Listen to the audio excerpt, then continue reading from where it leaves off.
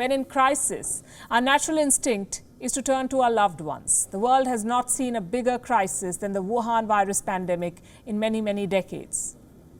And in the last few months, this crisis has brought many of us closer to our families, our friends, our colleagues. In Iraq, the pandemic has brought the people, the citizens, closer to their faith. Here's a report.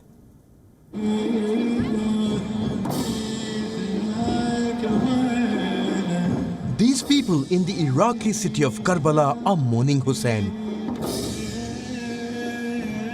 The grandson of Prophet Muhammad was killed in the 7th century. Every year since, Shiite Muslims observe a 40-day grieving period for Hussein. Thousands of people visit Imam Hussein's resting place here. This glittering city of Karbala is eclipsed by echoes of cries. Mourners pour out their heavy heart in front of the mausoleum's gates. This is an annual catharsis for a country plagued by grief. One whose history has showered its people with grief. If in the 1980s it was the war with Iran, in the 1990s the country was crippled by US sanctions. America invaded them in 2003. Soon, dictator Saddam Hussein was hunted and killed.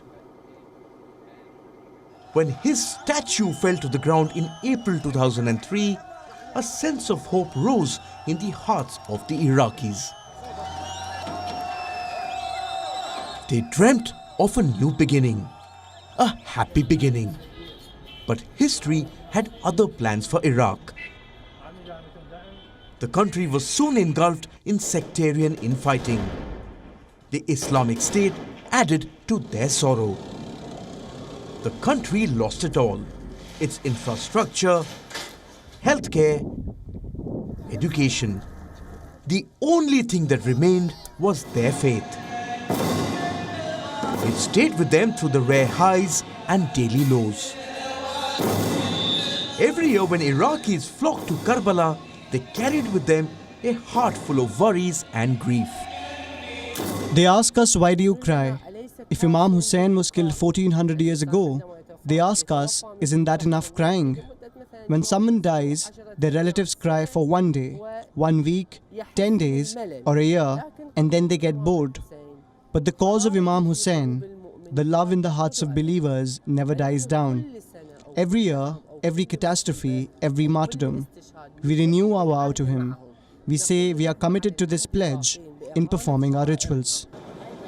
While this commitment instilled a sense of hope in many Iraqis, a lot of them started leaning on other emotional crutches.